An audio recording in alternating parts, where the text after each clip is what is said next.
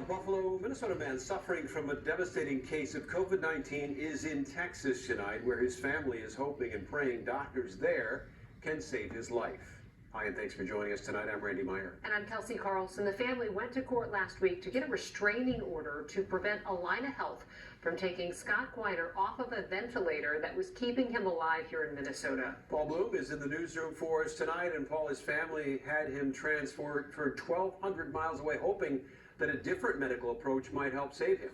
Randy and Kelsey, we don't have all the specifics on Scott Quiner's medical records. What we can share from his family and their attorney is that the 55-year-old Quiner, unvaccinated, was first diagnosed with COVID at the end of October. He required deep sedation, a breathing tube, and ventilator when his oxygen levels got dangerously low and he did not improve. Scott's wife claims Allina threatened to pull the plug on that ventilator just last week, and that is when she went to court to try and stop it.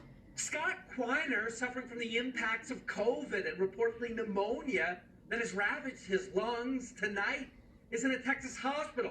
His family hoping and praying he can get the life-saving medical care he needs.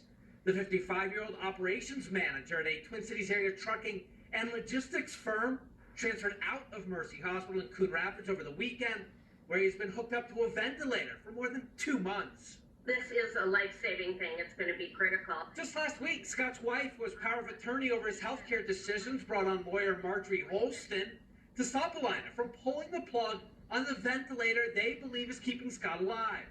The family has stated in public comments and social media that Allina would not treat Scott with certain drugs and attempt other extraordinary measures that might otherwise save his life. When the medical team allegedly told them Scott had just a couple more days on the ventilator, Holston rushed to court to get this restraining order. The judge signing it Thursday. I don't think the judge wanted to be on the wrong side of saying, well, of course you should be able to pull the plug.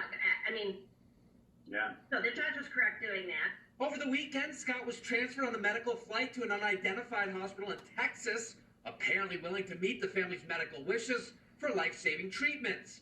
By Sunday evening, he was already said to be improving on the ventilator while being weaned from the heavy sedatives and provided extra nutrients. I think the world is watching what's going on with Scott, and as he gets better and better, we're going to see that, you know what, there are protocols that should be used that hospitals have not been using, and I'm hoping that changes are going to be made as a result of this case.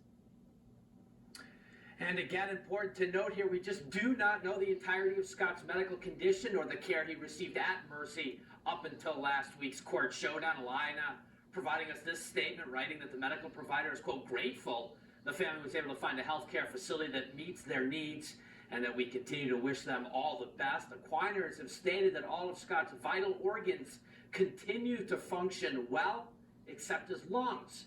And he just needs a fighting chance here to pull through and survive. Reporting for the newsroom, Paul Bloom, Fox 9. All right, thank you, Paul. A staffing shortage is forcing